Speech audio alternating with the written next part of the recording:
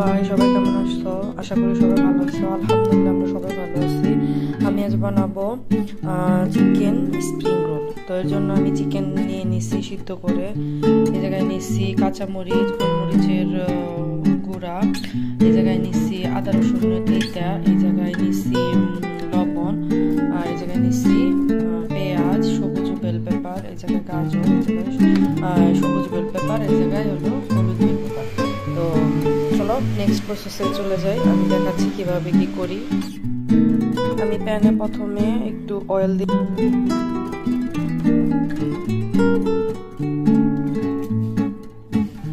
এর মধ্যে আমি পেঁয়াজটা দিয়ে দিব।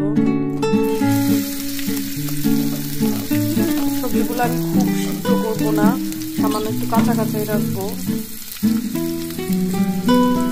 তারপরে দিয়ে দিব কাঁচামরিচটা তোমরা তোমাদের পছন্দ অনুসারে দিবা, যে যেরকম ঝাল খেতে পছন্দ করো সেরকম দিবা।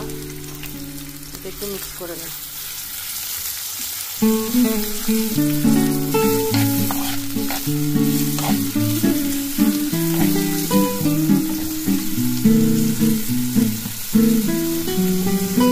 এখন আমি এখানে দিয়ে দিব আদা রসুনের রাখা, ওইটা চপ করে রাখা পেঁয়াজ।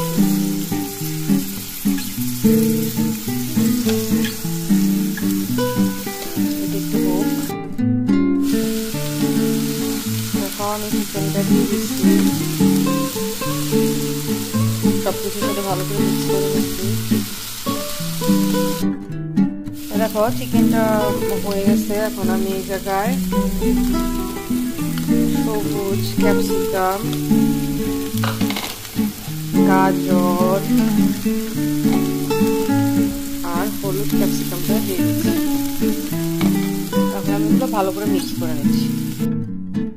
দেখো আমি ক্যাপসিকাম, গাজর আর চিকেনগুলো সব একসাথে ভালো করে মিক্স করে নিচ্ছি। এখন এটাকে আমি 2 মিনিট পরে নামায় ফেলবো।